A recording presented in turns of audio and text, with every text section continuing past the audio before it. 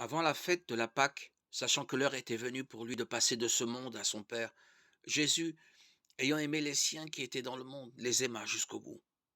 Au cours du repas, alors que le démon a déjà inspiré à Judas Iscariote, fils de Simon, l'intention de le livrer, Jésus, sachant que le Père a tout remis entre ses mains, qu'il est venu de Dieu et qu'il retourne à Dieu, se lève de table, quitte son vêtement et prend un linge qu'il se noue à la ceinture. Puis il verse de l'eau dans un bassin, il se met à laver les pieds des disciples et à les essuyer avec le linge qu'il avait à la ceinture. Il arrive ainsi devant Simon-Pierre, et Pierre lui dit, toi Seigneur, tu veux me laver les pieds?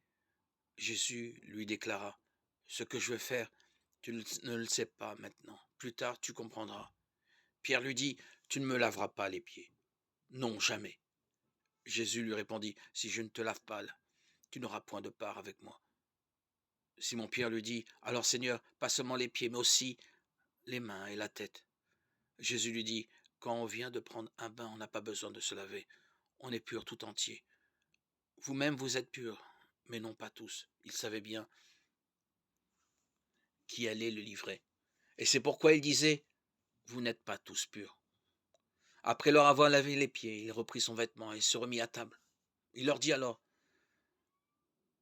comprenez-vous ce que je viens de faire?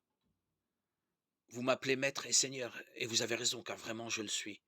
Si donc moi, le seigneur et le maître, je vous ai lavé les pieds, vous aussi vous devez vous laver les pieds les uns aux autres.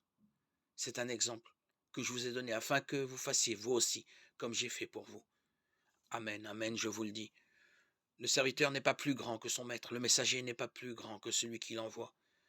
Si vous savez cela, heureux êtes-vous pourvu que vous le mettiez en pratique. Je ne parle pas pour vous tous. Moi, je sais quels sont ceux que j'ai choisis. Mais il faut que s'accomplisse la parole de l'Écriture. Celui qui partageait mon pain a voulu me faire tomber. Je vous dis ces choses dès maintenant, avant qu'elles n'arrivent. Ainsi, lorsqu'elles arriveront, vous croirez que moi, je suis. Amen. Amen, je vous le dis. Recevoir celui que j'envoie, c'est me recevoir moi-même.